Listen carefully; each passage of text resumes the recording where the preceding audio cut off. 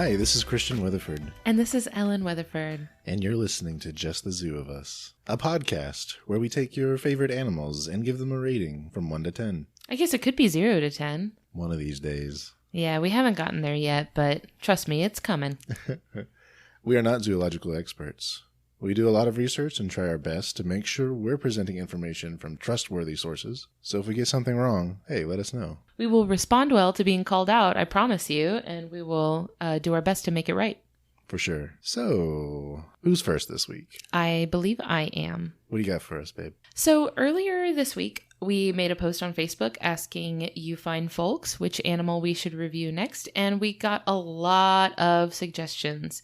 And y'all were super thirsty for this one. This one was requested by Erica Carr, Amber O'Charon, and Lindsay Charlton. So thank you to all three of you who asked for this animal. And now we have arrived, finally, at the animal you've all been waiting for, the Axolotl. Mudkip. So, yes, get that out of the way. In English, this is the axolotl. I was just introducing it using the Nahuatl pronunciation, which I have butchered terribly, and I'm so sorry, but it's kind of their animal, so I think they get to pick what we call it. Sure. But anyway, I'm going to be calling it the axolotl because I speak English, and this is an English podcast, so that's just what I'm going to be calling it. For now. I mean, I don't have any plans to convert it to, an ancient Aztec language podcast. I'm going to change my notes now. Anyway, so axolotl. The scientific name is Ambystoma mexicanum. Before I really launch into it, I will let you guys know that I've got my information from National Geographic, axolotl.org, and a Nature magazine article by Eric Vance in November of 2017. So, I'm going to introduce you to my new friend, the axolotl. This is not a huge animal. They're only up to about a foot long. For our metric listeners, that's about 30 centimeters. They look very much like a giant tadpole, but a tadpole with these little legs and these really, really feathery frills around their face. This is Mudkip. So if you are familiar with the third generation of Pokemon, this is Mudkip, the water type starter in Generation 3. You can see the inspiration for that design with the frills around the face and also with the vertical, dorsal fin all the way down the body. So the only place in the world that you're going to find these in the wild is Lake Xochimilco, or at least what remains of it. This is an ancient lake in the southern part of Mexico City. This lake used to be part of a 5-lake system in the Valley of Mexico, but most of those lakes were drained to reduce flooding in Mexico City. Now, the axolotl's habitat has been reduced to just kind of these series of canals that are left behind in that area. That is the only place that you can find these in the wild in the entire world. Wow, that's very specific. Yeah, it's just this one sort of lake region in Mexico. That's why these have such a strong importance to Mexican culture, because you can only find them there. You can't find them anywhere else in the whole world.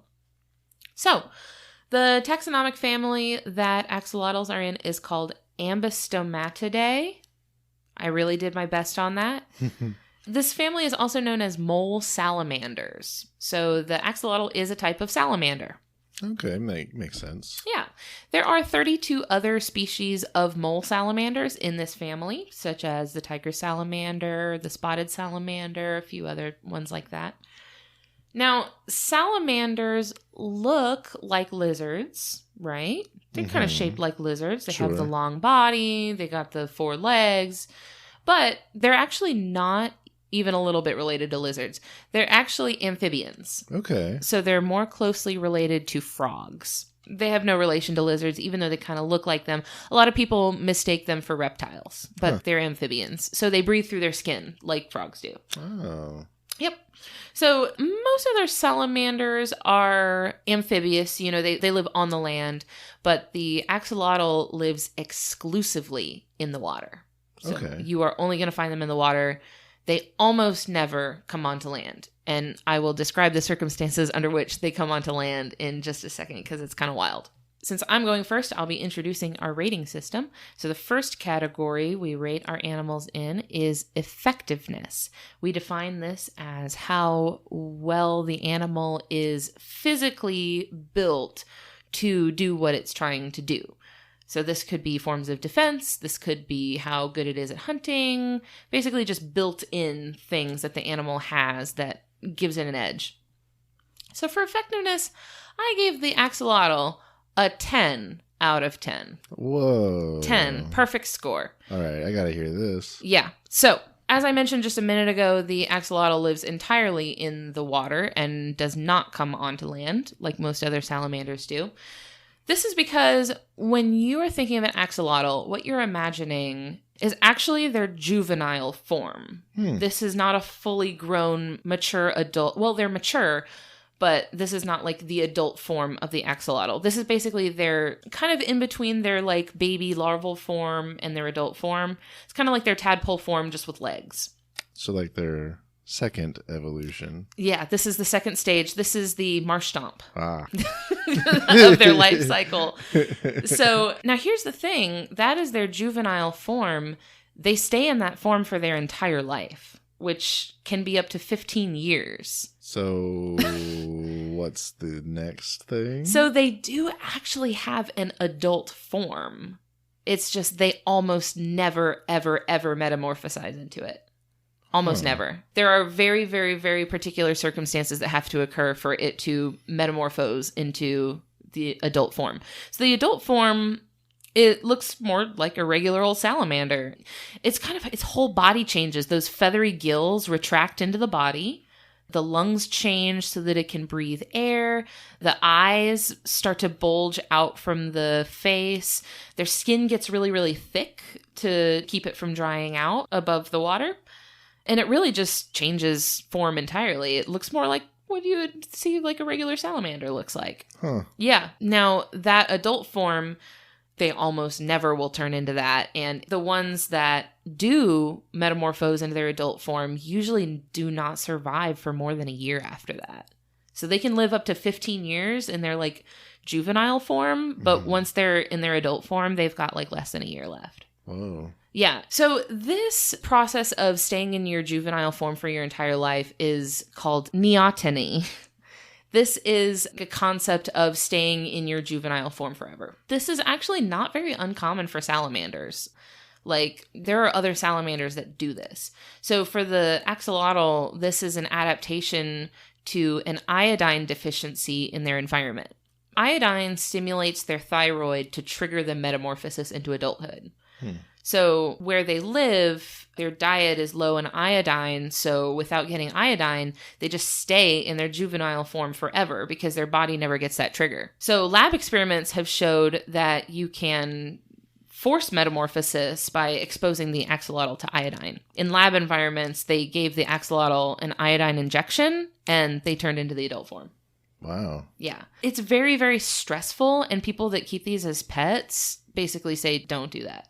Don't get your axolotl to metamorphose because it's very unhealthy for it. That is kind of an explanation for the axolotl's life cycle that I found pretty interesting because it's an interesting adaptation to a deficiency in their diet and their environment that kind of lets them thrive in a changing ecosystem. So can they breed in their juvenile form? Yes. Okay. Yes. So Yep. They reach sexual maturity in their juvenile form. That makes me wonder what the point is of their final stage then. At this point, it's vestigial, right? They don't need it anymore. They don't use it. Weird. Actually, in the wild, they don't do it at all. Oh man, what if humans had something like this? Like, oh, if I eat, I don't know, too many tacos. Well, there's a lot of things in the axolotl that human researchers are trying to see if we can apply those concepts to humans. So, the axolotl has an actual real-life superpower, like Marvel Comics superpower. When a human loses a limb and it has a wound, an open wound, the wound gets covered up with skin tissue, scars over, you know, like say you lose your arm. Sure. Your arm just kind of grows skin over that place. And then, you know, you just have skin there forever. Well, I don't know if it grows there. I know when they repair it, they pull the skin over and stitch it up. Well, I don't know. The point being, when a human has an open wound, it just gets covered over with skin tissue. Sure. You know, if you lost a limb, then just skin grows there, and then that's the end of it. Sure. Not so for the axolotl. Oh. When an axolotl is wounded, the cells near the wound convert into stem cells. So all of the cells near that wound convert into stem cells. And also other cells farther away from the wound start to actually move towards the injury and also convert into stem cells. Those stem cells then reconstruct any missing parts. Bones, skin, nerves, anything. Whoa. As though it were growing in the egg all over again. Huh. Yeah. So this is really, really helpful for them because axolotls will often fight each other, like for dominance or for whatever. And it's pretty common for their fights to result in them taking limbs off of each other. These are not big animals. They're pretty little. It's not that hard to just kind of yank one of their little legs off. Right. So, yeah, their body can completely rebuild itself. Like with no transplant, no graft, nothing. It just does it on its own. That's incredible. Yeah. So they can regenerate entire limbs as well as their spinal cord, part of their brain, and their heart. Wow. They can regenerate parts of their brain. Huh. Yeah. So this whole regeneration process takes typically for an axolotl around 40 to 50 days. So about a month, like about a month and a half. Okay. You know, an axolotl loses an arm. You come back about a month and a half later. It now has the correct number of arms. It's like it never happened. That all is really neat. Okay, it can grow its own parts. Now, here's where it gets wild. You can take part of an axolotl, such as like tissue from its eye or something like that, attach it to a different part of its body, like its leg, and it will still regenerate. That axolotl now has an eye growing on its leg. That's not good. This is a Mr. Potato Head of an animal. No. You can just kind of stick parts wherever and it grows totally fine. Oh, no. Yeah. So this will even work with completely different specimens. So you can take a leg from one axolotl and stick it on another one and that leg will grow. I'm uncomfortable. They know this works because they have genetically modified some axolotls to produce the green fluorescent protein. Huh. The protein that glows really, really bright green under UV lighting. Mm-hmm. This is not only super cool, looks awesome, can I say lit? Yeah. It's so cool looking and it looks great, but it also helps scientists, take a look at what's going on inside their bodies. So for the sake of the example I'm about to give you, I'm going to call the axolotl with the green fluorescent protein, I'm going to call it a glowing one. Excellent. Scientists were able to observe that transplanting a part from a glowing one to a non-glowing one caused the non-glowing one to begin growing new parts that glowed. Huh. Showing that it was repairing its body using stem cells from the glowing one. So like they would put a glowing leg on a non-glowing axolotl. Now it has a glowing leg, yeah, because it's the same one you took from the other one. But later on, say it loses a part of its spine and regrows its own spine, the spine will grow back glowing. Whoa. Even though that was not part they took from the other one. Huh. So like it's taking stem cells from the leg it got from the glowing one and repurposing it in its own body, and they still glow. That's crazy. Yeah, this is just so cool. Obviously, its ability to regenerate its body is pretty dope, so that has led to it being extensively researched in labs. This is like one of the most heavily researched animals in the world. Makes sense. Yeah, obviously, we got to figure out what's going on with this dude. So scientists are hoping to find information about the regenerative process in the axolotl's body in hopes that it can be applied to human regeneration.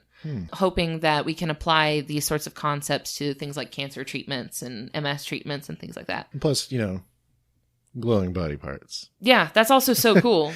That's so cool. I don't know if that's a goal of the research, but... Probably not. So yeah, I figured... if the name of the game is not dying, the axolotls kind of have this one cornered, right? This is some Deadpool Wolverine nonsense. Sure. A little stretched out over time, but that's okay. I mean, it takes them a while, but, like, give them a minute, right? Like, they got about a 15-year lifespan, right? What's a month and a half gonna hurt? Nah. I'm just saying. Okay, let's give you a month and a half and see what kind of body parts you can regrow with a month and a half. I can regrow fingernails. Yeah, and hair? Great. Awesome. Sweet. Nicely done. So yeah, I figured that warranted a perfect score in effectiveness. Mm-hmm. So moving on to our next category, we have ingenuity. We define ingenuity as the behaviors that this animal has displayed that show some sort of cleverness in dealing with their environment and creatively solving the problems that they encounter in their lives. So I gave the axolotl a 5 out of 10 for ingenuity. That's not great, but it's not terrible either. Axolotls are predators. They prey on anything that can fit in their mouths. This could be worms, bugs, small fish, things like that. Now, the way that they catch prey is pretty interesting. They have this really, really wide mouth. So if they were to just lunge forward to try to grab something, they would be pushing water forward and pushing the prey away and be likely to miss. So they do something a little different. They catch their prey by very, very quickly opening their super big mouths. And what that does, when they open it so quickly, it creates a vacuum that sucks water inside their mouths. If they do that close enough to prey, it sucks the prey into the mouth. I thought that was pretty neat, right? They're not just kind of jumping out at their prey. They're actually like using physics to pull the prey into their mouths. Yeah. So that was pretty neat. I also gave them a couple of points for this kind of adorable thing that they do. So axolotls being amphibians and not fish. So fish have swim bladders, right, to keep them upright in the water. Amphibians don't have that. Axolotls swallow rocks and pebbles. And this weighs down their belly, which keeps them upright in the water. Okay. So it keeps them from like tilting side to side, or it just keeps them balanced better. When they intentionally swallow rocks like these are called gastroliths, like rocks in the belly. Yeah. This is actually a pretty common practice among aquatic animals that don't have swim bladders, because if you have a swim bladder, you don't need to do this, but if you don't and you live in the water pretty much full time, you kind of need something to keep you stable. Like seals do this, a lot of frog tadpoles do this when they're still living in the water. This is a common thing. It's just axolotls will also swallow rocks and pebbles. In captivity, when you keep an axolotl with gravel as a substrate in their tank, you'll find them swallowing bits of gravel, like off the bottom of the tank. They'll pick it up and eat it, and it helps them swim better. It improves their accuracy when trying to catch their food. Oh, cool. It's like a ballast or something. Yeah. So it's like a keel that has given them a good way of neutralizing a disadvantage that they have of not having a swim bladder. Sure. So otherwise, not a whole lot to be said for the ingenuity of the axolotl. I mean, I don't think we expected too much from a salamander, right? Not exactly known to be tool users. No, I mean, if someone told me I had the ingenuity of a salamander, I think I would feel a little insulted. You have the wit of a salamander. That doesn't sound good, does it? Sounds old-timey. Oh, I like it, though. This is kind of cute. So yeah, 5 out of 10 for ingenuity. And moving on to my final category for the axolotl, aesthetics, 9 out of 10. Easy. Clutch. He's got it. This is cute Mudkip. Mudkip. Soft boy. Permanent smiley face. Oh gosh, they're so cute. They have this really just content, happy look. And they look so soft. And they're just adorable. Especially they have those really, really soft, feathery gills that, like, some of them are frillier than others. Some of them are, like, big and fluffy and look like ostrich feathers. But some of them are, like, a little more subtle. It's kind of funny how much, like, variation you'll see in the faces of the axolotls. So they're very cute. 9 out of 10. Aww. Yep. So to summarize, that's a 10 out of 10 for effectiveness, a 5 out of 10 for ingenuity, and a 9 out of 10 for aesthetics, bringing us to an 8 out of 10 overall for the axolotl. Good score. Yes, this is a good animal. So, going to wrap up with a couple of final points about the axolotl. These are super popular as both pets and research subjects. Actually, there are way, way, way more in captivity than there are in the wild. So their conservation status is critically endangered. I got a lot of information on their conservation from a Nature magazine article titled Biology's Beloved Amphibian, the Axolotl, is Racing Towards Extinction by Eric Vance in November of 2017. So some of the primary threats to the axolotl in their native environment, they are very vulnerable to non-native fish. A lot of fish like carp, tilapia, mohara, fish like that were introduced to Lake Xochimilco in the late 20th century. This was in the 60s, 70s, 80s. They were introduced to that area actually to kind of encourage people in that area to eat more fish, to promote healthier diets. But these fish are now eating up axolotls like crazy. Aww. Especially when their eggs are larvae, they're very vulnerable to these larger fish. So that's threat number one. Threat number two, treatment facilities are releasing a lot of waste from Mexico City's sewer system into Xochimilco. So that heavily pollutes the water with ammonia and all these other toxic substances that are really dangerous, especially to the axolotl, since being an amphibian in the water, they breathe through their skin. Right. So they're breathing all that toxic water. That's just a couple of the threats to the axolotl, other than, of course, habitat loss. With all of these lakes being drained, they lost a ton of their habitat and are now kind of confined to these narrow canal areas. There are some efforts being made to increase their numbers. A lot of people are releasing captive bred axolotls into the wild, and that's worked a little bit, but not a lot. And it probably won't be a viable long-term plan until the bigger threats are addressed. Right. I mean, we can at least be thankful that with how popular the axolotl is outside of the wild, we can pretty much guarantee they'll never be extinct because so many of these are in controlled environments. But they are very rapidly approaching being extinct in the wild. Right. So we have so many of these in captivity. But another problem is that a lot of the ones that we have in captivity can all be traced back to the same captive population of only 30 or so. Wow. So there's not a lot of genetic variance among the captive axolotl. So you're seeing a lot of inbreeding. But I mean, at least we've got them, right? Sure. Yeah. So we have a ton of these in captivity. We don't really have to worry so much about them going extinct, but we do have to worry about them no longer being found where they are found, which would be really awful because they're very important to the cultural identity of this area. So we're really rooting for the axolotl turning things around. We believe in you, axolotl. Yeah, you can do it, Mudkip. We love you. I didn't pick you as my starter, but I did. Did you really? Yeah. What'd you name him? I don't know. Yeah, that's the axolotl for you. And thank you to everybody who suggested this one. I was really happy to learn more about it, and I hope you guys were too. Yeah, thank you for that, Ellen. Yeah, anytime. Okay, baby, what you got for us? So, this week, I've got a real looker of a fish that lurks the dark waters of the ocean. There's some real cuties down there. Oh, yes. This one is known as the Goblin shark. That's not a promising name. Does not set this one up for success in the aesthetics department. Oh, you know it. So this one was submitted to us by my own mother, Kathy Brooks, and also our friend Michael Solon. Thank you both. Yes, thank you. Thanks, Mom. The scientific name of the goblin shark is Mitsukurina austoni.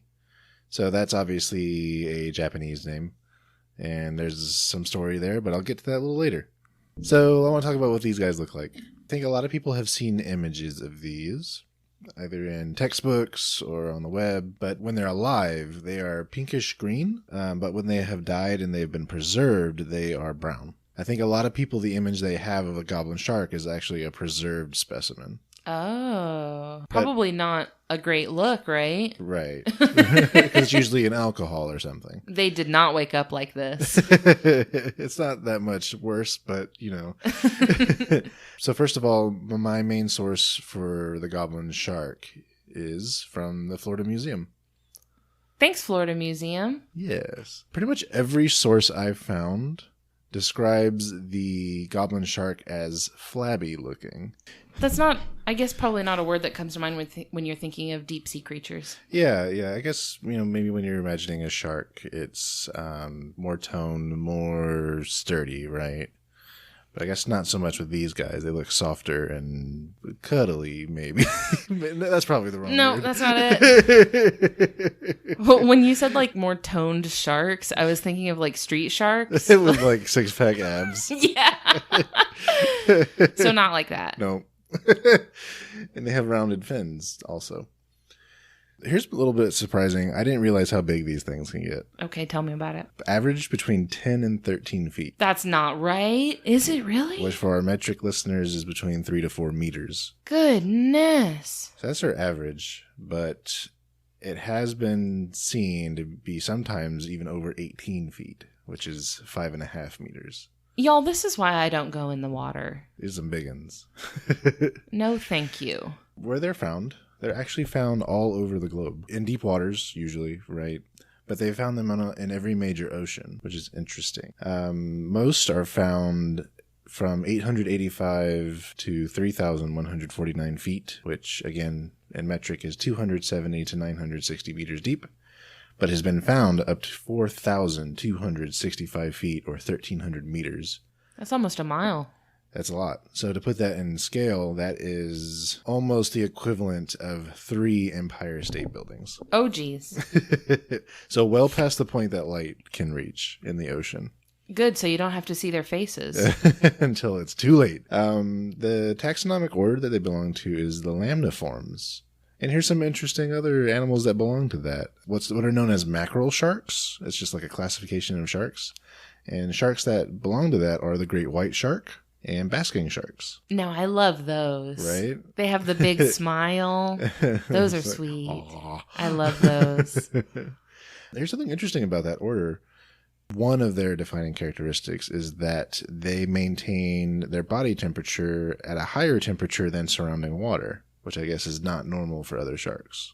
So that's kind of the basic rundown of what these guys look like. Effectiveness. So I'm giving them a 6 out of 10 for effectiveness, for 2 things mainly. The first one being they're very skilled with electrodetection. So lots of sharks have this, where they can sense electric fields and magnetic fields. And these are little, almost like pores in their skin around their nose that are called ampullae of Lorenzini. Oh. Yeah, it's a very interesting name. The Lorenzini part is the name of the person that discovered it. That sounds right. Yeah. It lets it find prey using sensing electrical fields and magnetic fields, which is useful in very, very dark environments, right? So speaking of that, the goblin shark has a very pronounced nose. This is mostly what contributes to the name of goblin sharks. They have this big, long nose that extends far past its mouth. Real snaz on that one. Yeah. Speaking of its mouth, so here's number 2 for effectiveness. The jaws are designed to thrust forward to catch prey. A lot of people will have seen pictures of goblin sharks with their jaws just way out there. It's bizarre. Yeah. It's gross. Right. I hate it. Yeah. Thanks for reminding me about that.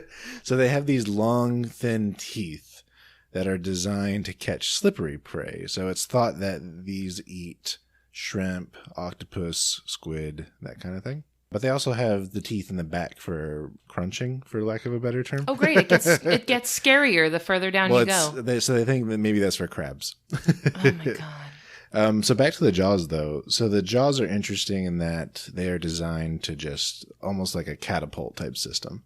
In a resting state, their jaws are fully extended. So it takes effort for them to pull them back in their mouth so that when they do go for prey, they just let it go. And just a matter of how the tendons are set up, it propels forward. Do they have rubber bands in their jaws? Basically. What are they doing? Basically. Oh my God. This is a tension bolt.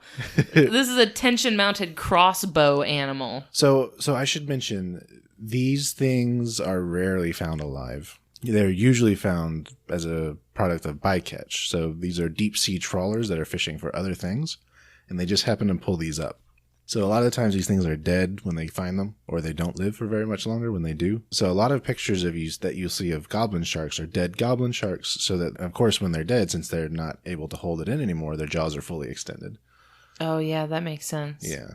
And that actually has caused a little bit of confusion in the past in trying to identify this species, because people would find preserved specimens of the goblin shark with their jaws at varying degrees of being out there, I guess. Of retraction? Yeah. So they would think, oh, these are different species, but in reality, it was the same species. It's just, this one, its jaws were halfway out. This one, was fully out, that kind of thing. Oh my gosh. Yeah, so it caused a little bit of confusion in trying to classify them. Very, very little is known about these sharks. Oh, okay. So a lot of what I'm saying is kind of, people are guessing. Oh. So the diet is just guessed on the kind of teeth that they have, Sure. for example.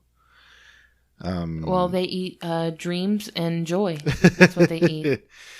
So, I didn't have a whole lot to go on. They obviously have a problem with fishing nets, but most fish do, I suppose. Their true weakness. But only when dead, so well, clearly when they're alive, they can swim away. No. You misunderstand. They get caught in the net alive. But I see. But by the time they get pulled up, they're dead. Oh. Or they die shortly thereafter. Suck. Get wrecked. So back to ingenuity. I'm giving this one a 5 out of 10. Again, not a particularly genius animal, but it is a predator in the water and is a fish. So I gave it a 5 out of 10. Aesthetics. Oh boy, aesthetics. Oh yikes! No, this one's not good. I gave it a 2 out of 10. That's the worst one we've had so far. So what it has going for it is, looking at it, you can tell it's a shark.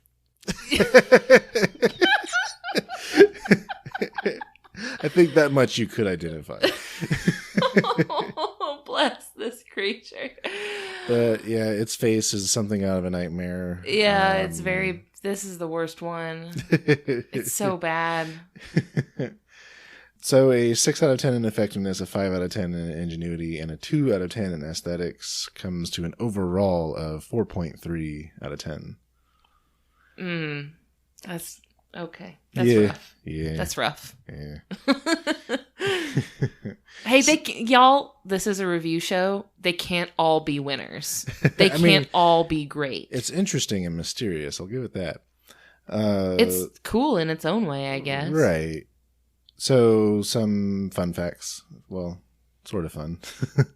Conservation status. They're of least concern. So, they are rare, but it is thought that's more because of where they inhabit usually. And since they've been found all over the globe, it's thought that they're probably doing fine. Great. Awesome. So glad that out of all the animals, I'm glad that the axolotl is critically endangered, but these hellish nightmare beasts are roaming the globe without a care in the world. So I'd like to talk about where the name comes from a little bit more. So the goblin shark was named by an ichthyologist. I hope I'm pronouncing that correctly. You got it, ichthyologist? Yay. His name was David Starr Jordan in 1898. Was his middle name Starr? Yeah, with 2 R's. And neither of his names were Joe? You behave. So he was brought the specimen by a University of Tokyo professor, Kakichi Mitsukuri, and he received it from a shipmaster, Alan Ostin. So they took those 2 guys' last names to create the scientific last name. Okay, I hear that. Yeah. And then where the common name goblin shark came from is from the old Japanese name for that shark, which is a tenguzami. A tengu is a mythical Japanese creature depicted with a long nose and red face. So that was the English translation. So in a lot of other languages, like the Germanic languages, it's known as the elfin shark. Elfin? Yeah. Like an elf? Yeah. It kind of looks like a Gerudo from the Zelda games. Right. With that big nose. But Yeah. the Gerudo are like beautiful and like elegant and they look cool. Yeah. The goblin shark is a disaster. Can you imagine being the guy that found the first one of these? Nope. Go back in there. my heart goes out to this poor soul to be the first person to look at this eldritch horror. And you're like, oh my gosh, it's so horrible on the outside. And then you look inside and it's got just teeth all the way down. And you're like, oh, it's the stuff of actual literal apocalyptic being. Yeah. Like this is a harbinger of the end of days. Yep. It wants my soul. Yeah. So I just bless that poor shitmaster that had to be the first one to lay eyes on this. Maybe he was friends with that professor and he's like, hey man, check this out. So yeah, that's where the name comes from. So earlier I mentioned they're usually caught as bycatch, but when they have been caught, people have tried dry salting them to eat. I couldn't to absorb its power. Like, why would you want to do that? I don't know, and I couldn't really find anything on whether that's good or not. But they're pretty valuable as specimens because they are so rarely found. Good, leave them that way. We don't need more of these. People have tried to keep them in captivity, but they do not survive for long. Why would you want to do that? Why would you want an extended period of time for you to be around this creature? I mean, we're talking like a couple days or a week, and then they die. That's probably because they're used to an environment that is hard to recreate in captivity. Yeah, like they need like a lot of pressure, right? It's like a highly pressurized. Well, that's the thing too. area. So they're found very deep, but it's thought they could also be oceanic. So there's just not a whole lot known about them. I feel like there aren't a lot of like deep sea creatures that can be kept in captivity. That's true. Like we've seen some deep sea creatures in aquariums, but they were mostly things like crabs and like, I don't know. I feel like they were like bottom dwellers and just like things that didn't really require a lot of like swimming space.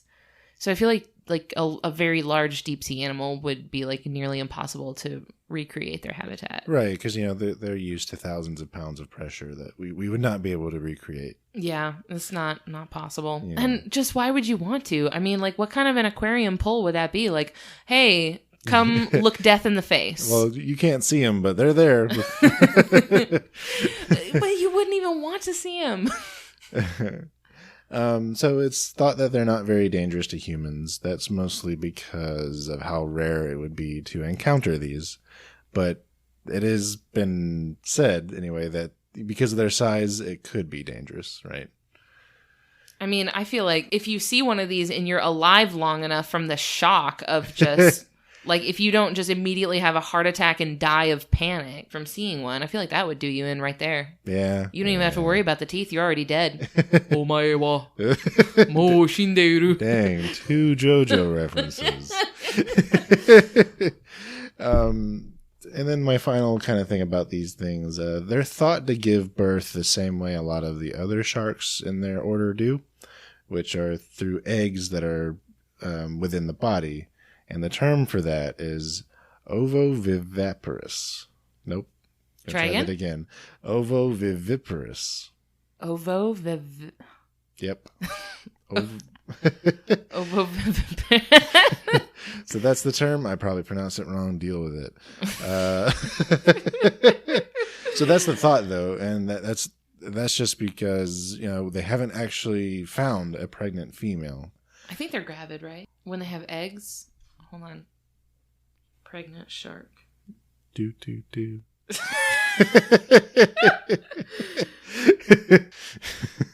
I guess it would be pregnant. I thought they would be gravid because they're eggs, but maybe not. Oh, well. Okay. Anyway. So, yeah. Eggs within the body of the mother. But that's just theory because they haven't actually found a pregnant specimen yet. Which kind of reminds me of... Wait, never mind. I was going to make a Lord of the Rings reference. You can make it. It's okay. There's other people listening. It's not just me. Okay, here we go. So that reminds me of how in Lord of the Rings, specifically the Two Towers, Gimli was talking about like, oh, they don't think there's any female dwarves. They think we just pop out of the ground. And then Aragorn says, it's because of the beards. I thought it was funny. Okay. I believe you. Thank you for your pity laugh. It's an I believe in you laugh. It's a supportive laugh. Yay. So that's the Goblin Shark. Thanks again to Mi Madre and also our friend Michael. Yeah, thank you both for subjecting me to this terror. And listeners, go out, look at pictures. Don't. Do it. No, I don't recommend it. Okay, so now I might be biased because I am very thalassophobic. So I'm typically not too keen on our wet friends. So hate it. Hate it a lot. It's no friend to me. One of these days. That's just my thoughts. Well, one of these days, what? One of these days you're going to get me in a submarine and take me to the bottom of the ocean and really show me the light? Like, I can show you a word. Don't. No. Uh-oh. A leak. Nope. Don't worry. I'll just kill myself. Well, thank you, my love. That was a really interesting experience that we've had together. You are so welcome. All right. I think that about does it for us. I think we're all done here today. Thank you so much for listening. You can connect with us on Facebook, Twitter, Instagram. Just search the title of the show. That should bring you to us. Please, if you like what you hear, please let your friends know about us. Kind of spread the word a little bit. Let people know, hey, there's this really cool podcast about animals that I've been listening to, and send them our way so that they can listen too. And yeah, we have some cool plans for things we want to do if the show takes off. So we would be really excited if you could help us kind of get the word out. If you have an animal species you want to hear us review, you can submit it to us via our Facebook page. Last week we did a Facebook post where we asked people to comment their suggestions, and that worked out really, really well. Or if you'd rather keep it a surprise, you can submit it to us at thezooofus@gmail.com. A transcript of this episode will be made available at justthezooofus.home.blog. And our last kind of wrapping up little tidbit, we want to thank Louis Zong for the use of his song Adventuring off of his album B-Sides. Yes, thank you so much. Great song. Yep, we use it as our intro and outro, and all of his music and content is really wonderful, so go check out Louis Zong. And that's all we have for today, so thank you so much for listening. Thanks, everyone. Thank you. Goodbye. Bye.